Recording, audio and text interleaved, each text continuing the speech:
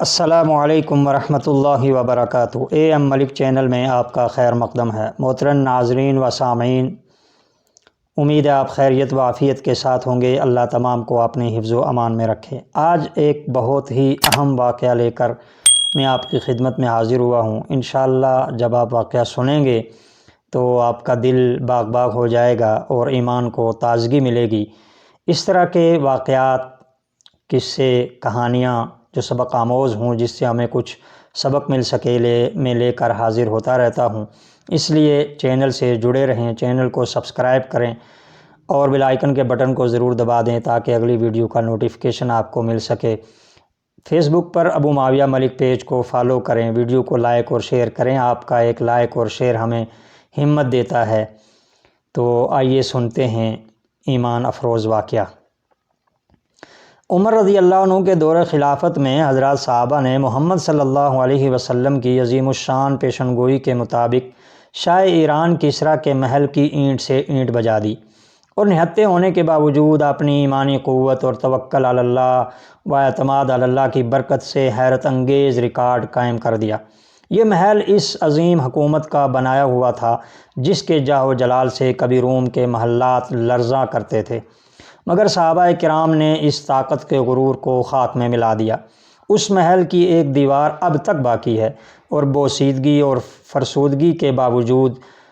شان و شوکت کی ایک تصویر نظر آتی ہے، اور اس قدر مضبوط اور مستحکم ہے کہ حضرات صحابہ کے دور میں جہاں آج کل کی طرح ایجادات موجود نہیں تھیں، اس محل کا توڑا جانا ناممکن نظر آ رہا تھا، مگر صحابہ کرام کے جذبہ ایمانی نے اس عمارت اور محل کو خاطر میں نہ لایا۔ خلیفہ منصور نے اپنے دور خلافت میں چاہا کہ کسریٰ کے محل کی اس موجودہ دیوار کو توڑ کر اس کے ملبے سے حاصل ہونے والی رقم سے فائدہ حاصل کیا جائے، تو اس نے مشورہ کیا اور سبھی مشیروں نے بادشاہ کی حامی بھر لی،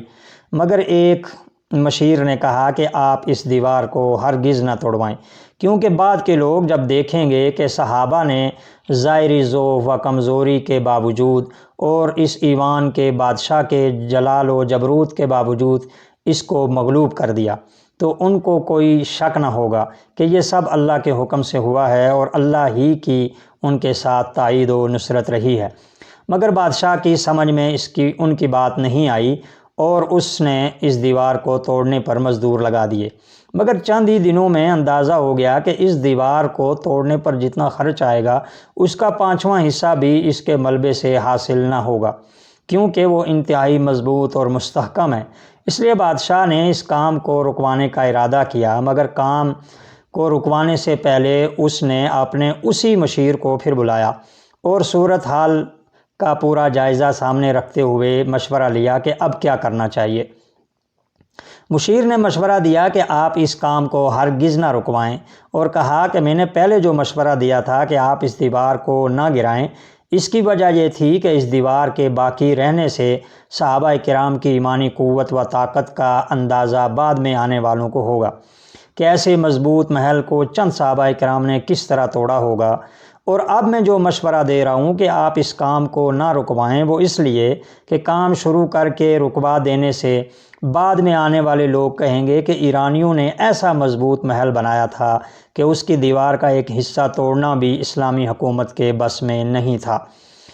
علامہ ابن خلدون نے مقدمہ میں لکھا ہے کہ ایک بار ہارون رشید نے اس دیوار کو ڈھانے کا ارادہ تو کیا اور اس پر مزدور بھی لگا دیے اور اس سلسلہ میں کام بھی شروع ہو گیا، مگر لگے ہوئے مزدور اس کے ڈھانے سے عاجز آ گئے۔ ابن خلدون فرماتے ہیں کہ غور کیجئے کہ وہ حکومت کس قدر طاقتور ہوگی جس نے ایسی عمارت بنوائی جس کے ڈھانے سے دوسری حکومت عاجز آ گئی، حالانکہ بنوانا